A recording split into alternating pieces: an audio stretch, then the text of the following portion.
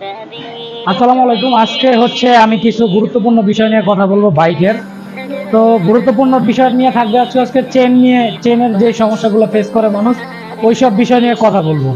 তো প্রথমত হচ্ছে, তো আজকে বিষয়টা হচ্ছে চেন নিয়ে কথা বলবো। তবে আপনার বাইকের যদি চেন যদি সমস্যা থাকে, অবশ্যই এই চেনটা হচ্ছে আপনার পার্শ্ববর্তী যেই সার্ভিস সেন্টারগুলো আছে ওখানে হচ্ছে আপনার দেখানো খুবই জরুরি। যদি আপনার চেন লুজ থাকে তাহলে আপনি হয়তো বা বিষয়টা আপনার কাছে ছোট মনে হতে পারে, কিন্তু বিষয়টা ছোট না। তো এইসব বিষয় হচ্ছে আজকের ভিডিওটা করা। তো এই বিষয়ে হচ্ছে আজকে কথা বলবো।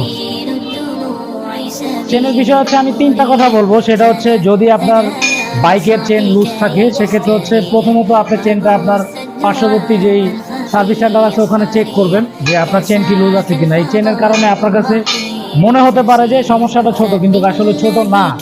তো প্রথম সমস্যা হচ্ছে, আপনার যদি চেন লুজ থাকে সেক্ষেত্রে আপনার যেই সমস্যাগুলো আপনার ফেস করতে হবে, প্রথম সমস্যা হচ্ছে আপনার বিভিন্ন জায়গা থেকে মনে হবে যে আপনার শব্দ হচ্ছে চেন লুজের কারণে। আর দ্বিতীয় সমস্যা হচ্ছে, আপনার বাইকের যেই মাইলেজটা আপনি পাচ্ছেন ওটা দেখবেন যে ধীরে ধীরে আপনার বাইকের মাইলেজটা কমে যাচ্ছে।